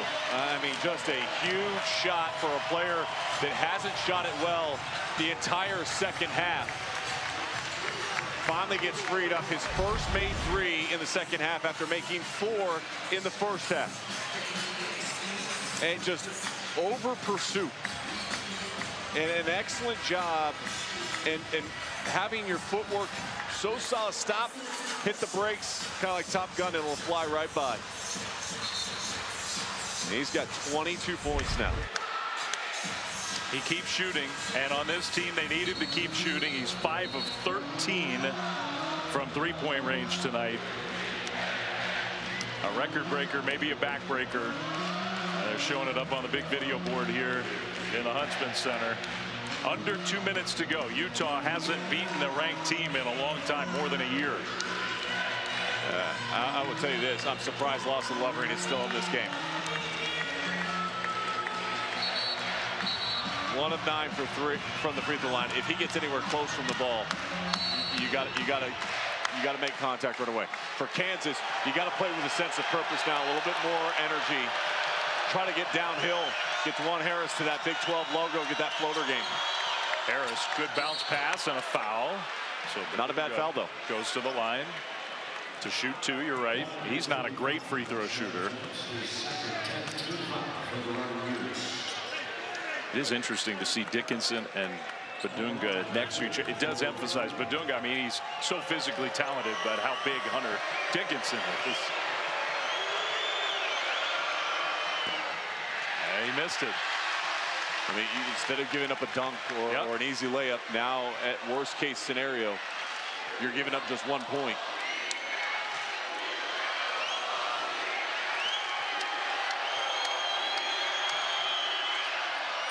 Got the second. And a little substitution here. I like that. At the free throw line, because it's free throws, you put in Hunter Erickson and you sub out Lawson Lovering so they can't foul him. He wants to trap it. You hear Bill Self saying, go get him again, go get him again. Across the midcourt line. Now you slow everything down for Utah.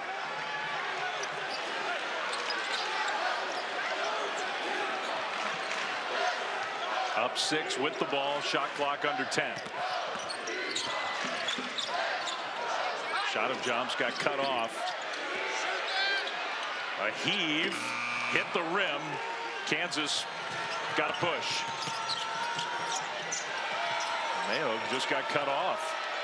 There's been almost no transition points tonight for Kansas all night. Yeah, that's a foul. The Utah definitely didn't want to do that. I think you do have to give the Utes credit for that. Kansas, the defensive transition's been outstanding. Really good. Only 2 fast break points the entire night for the Kansas Jayhawks.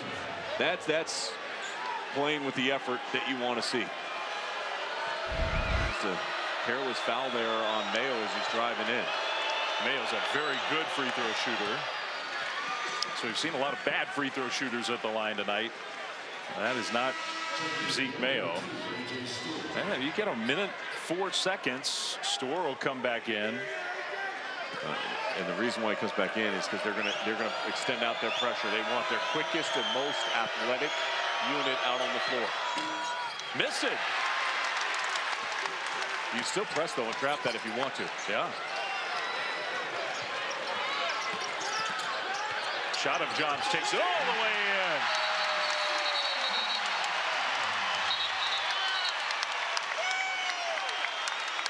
Did we get a timeout? No, they're talking about a clock issue. Okay. So the basket is good. It's a 7-point lead. The question is how much time's on the clock. Dave, time is running out for Kansas. Yeah. I mean, this is one of those losses. If it goes this way, Kansas is going to sit there and say, we held a team to 36% shooting on their home floor. We held them without a single point in the second half for 6 minutes. 7. And couldn't score enough points to win. And this goes to sometimes not knowing exactly what you're going to get out of guys for Kansas. And I think that's been set to 54.2. And that to me has been part of this. Is that you look at certain players and you say, okay, AJ Storr, like, he averaged 17 points a game in the Big Ten. He's got 3. Only taking 2 shots. Not having almost no impact on the game. Hunter Dickinson obviously having an off night, 3 of 11. Griffin hit a couple of threes, but outside of that, those 2 possessions, really nothing the rest of the game, and some costly turnovers. And I'm not trying to single out just 1 or 2 guys, but it's a collective group. And if you're not getting your averages, if you're not playing up to the level in which you're expected, it's hard to win on the road. Storr attacked and then missed it at the rim. That has to be a layup. Yeah. Has to. Now you got a foul, by the way. Madsen got rid of it. So precious seconds winding down. And that took way too long to get the foul on. Over 10 seconds came off the clock. Yeah. You got to just foul right away. If you're going to foul, you foul right away, and you try to elongate this thing as much as possible. Now Utah can basically put the game away. This will be a monster win for Craig Smith and the Utes. And they needed it in the worst way. This is Utah's first year in the Big 12. Kansas has never played in this building. You make the move to this league, you look forward to this game. Hey, we get a chance to get the Jayhawks here on our floor. And Craig Smith's team just desperately needing a signature win.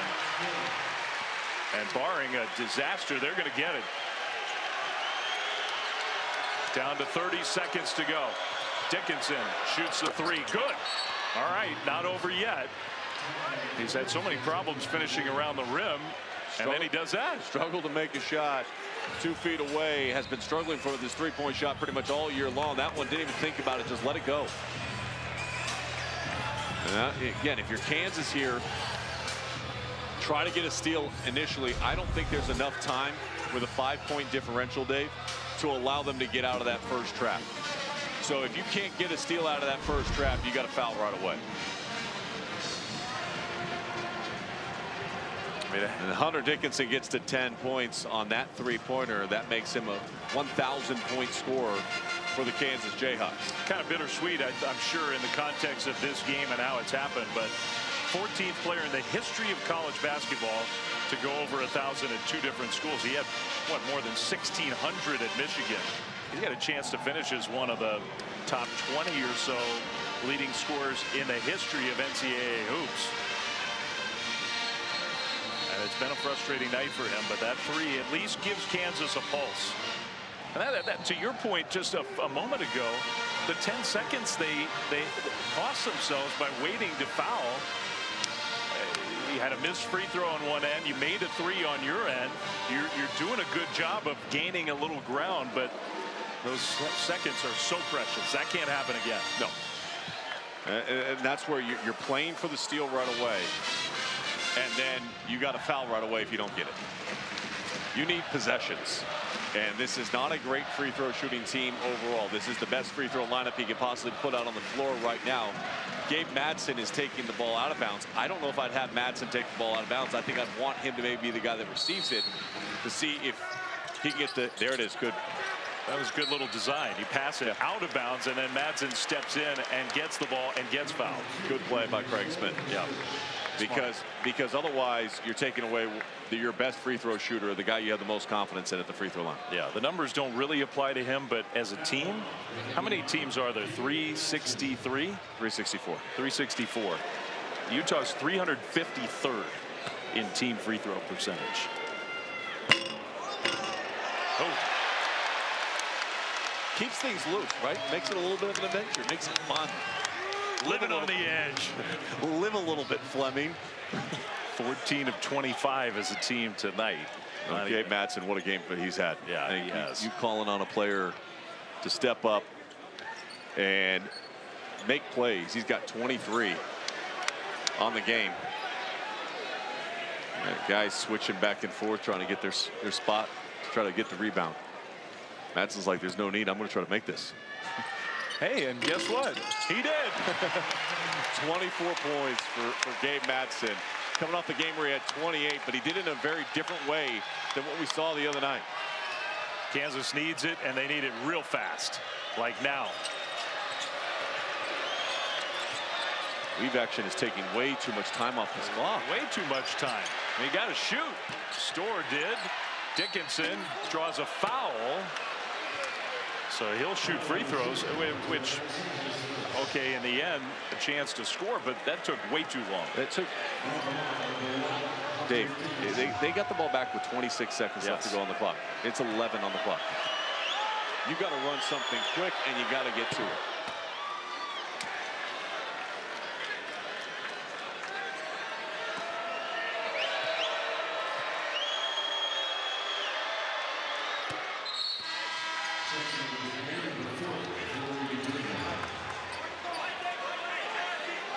Madsen will take the ball out of bounds. Will they run the exact same play? They might. They do, but they stay with Madsen. Got a foul. Erickson. He'll be the guy going to the line. He has not shot a free throw yet in this game. He is an excellent free throw shooter on the year, but he hasn't attempted one tonight.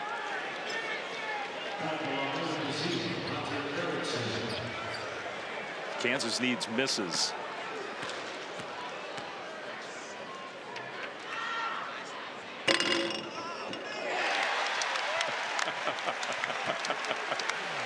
You know, the colors here of the school are red. Yes. But they buy a lot of orange paint for the rims for the free throws. Chip, chip, chip.